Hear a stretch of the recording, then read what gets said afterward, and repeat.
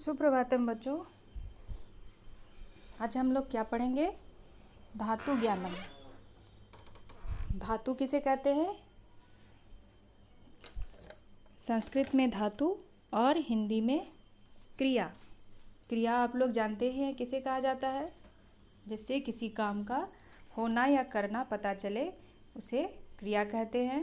जैसे हंसना, पढ़ना, गाना, चलना, जाना, ये सभी क्रिया है। और इसी क्रिया का संस्कृत क्या हो जाता है? धातु। तो वो चलना, जाना, हंसना, गाना, इसे धातु में किस प्रकार कहते हैं संस्कृत में? चल, हंस, पठ, गम, इस तरह से, है ना। और संस्कृत में धातु को लिखने के लिए रूट का प्रयोग किया जाता है। कौन सा रूट? जो मैथ में हम लोग प्रयोग करते हैं, अंडर रूट लिखते हैं। तो उसी तरह से धातु को रूट के अंदर लिखा जाता है।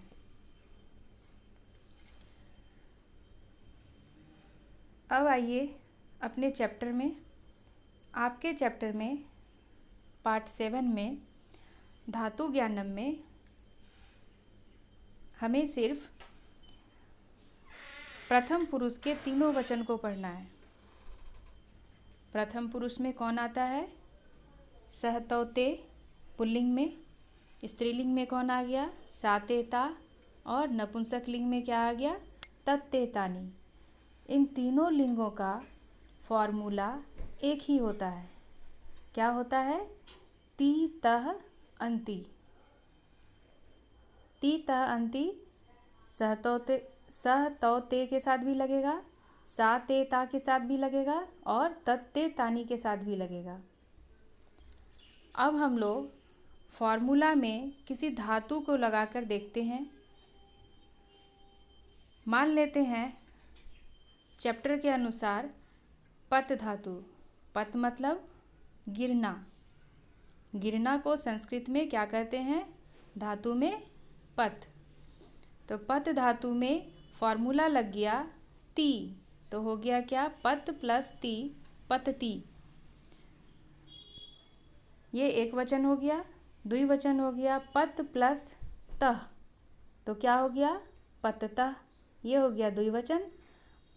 और बहुवचन हो गया पत प्लस अंति। क्या हो गया? पतंती। अब इसका अर्थ जानते हैं क्या होता है? पतती का अर्थ हो गया एक गिरता है। पतता का अर्थ हो गया दो गिरते हैं या गिरती है।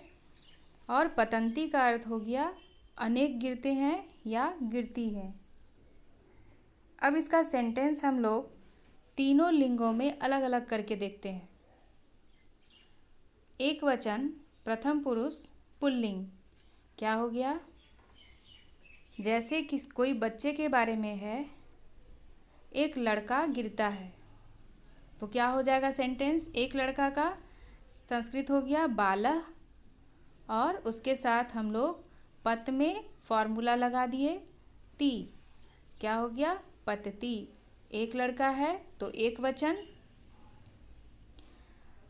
बालः पतती। दो लड़के गिरते हैं तो क्या हो जाएगा? बालः बालो। बालो पत प्लस तह, पततः। दो लड़के गिरते हैं। अनेक लड़के गिरते हैं तो क्या हो जाएगा? बालः बालो बालाह। बालाह पत प्लस अंति, पतंती। अब आते हैं स्त्रीलिंग में। एक लड़की गिरती है। लड़की का संस्कृत क्या हो गया? कन्या या बालिका। तो कन्या पत प्लस ती, इसमें भी फॉर्मूला वही लगेगा और धातु भी वही लगेगा। सिर्फ चेंज क्या हो जाएगा? हमारा कर्ता यानी काम करने वाला। कन्या पतती, एक लड़की गिरती है। दो लड़कियां गिरती हैं, कन्ये पततः। कन्या पतंती, अनेक लड़कियां गिरती हैं, कन्या कन्ये कन्याः। जिस तरह से हम एक वचन का रूप लेंगे फॉर्मूला का, उसी तरह से एक वचन का कर्ता आएगा, द्विवचन का कर्ता के साथ द्विवचन का फॉर्मूला आएगा, बहुवचन के कर्ता के साथ बहुवचन का फॉर्मूला लगेगा। याद रखेंगे कि जिस वचन का होगा हमारा कर्ता, उसी वचन का हम फॉर्मूला को लेंगे। नपुंसक लिंग में क्या आ जाएगा? एक फल गिरता है तो फलम पतति, दो फल गिरते हैं फले पततः, अनेक फल गिरते हैं फलानि पतन्ति। फलम फले फलानि पढ़ा है आप लोगों ने। एक वचन फलम, द्विवचन फले और बहुवचन फलानि। तो ती तह अंति, फॉर्मूला हमारा वही रहा, चेंज किया हुआ, स्त्रीलिंग पुल्लिंग नपुंसक लिंग के कर्ता, है ना। तो इस चैप्टर में आप लोगों को सिर्फ इतना ही पढ़ना है। कौन सा? प्रथम पुरुष। प्रथम पुरुष को ही हम लोग अन्य पुरुष भी कहते हैं। अब चैप्टर में देखिए क्या लिखा हुआ है। संस्कृत में धातु का अर्थ होता है क्रिया, बताया मैंने। जिस शब्दों से किसी कार्य या कार्य के करने का होने का बोध हो उन्हें क्रिया कहते हैं, तथा क्रिया के मूल रूप को संस्कृत में धातु कहते हैं। धातु को बताने के लिए रूट चिन्ह का प्रयोग किया जाता है, जैसे अंडर रूट हस अर्थात हंसना, अंडर रूट पठ अर्थात पढ़ना, अंडर रूट लिख अर्थात लिखना इत्यादि। तीनों वचनों में धातुओं के रूप अलग अलग होते हैं। ध्यान रखें कि लिंग के परिवर्तन धातुओं के रूप में कोई अंतर नहीं आता है। लिंग के परिवर्तन से धातुओं के रूप में कोई परिवर्तन नहीं आता है ना। देखा आप लोगों ने अभी कि लिंग परिवर्तन हुआ, लेकिन धातु और उसके साथ लगने वाला फॉर्मूला, इसमें कोई परिवर्तन, कोई चेंजिंग नहीं हुआ। उपर्युक्त तालिका को ध्यान से देखने पर पता लगता है कि कर्ता के वचन के अनुसार क्रिया का रूप होता है। कर्ता के वचन के अनुसार एक वचन का कर्ता है तो एक वचन का क्रिया लगा, और कर्ता के लिंग बदलने पर भी क्रिया रूप में परिवर्तन नहीं होता है।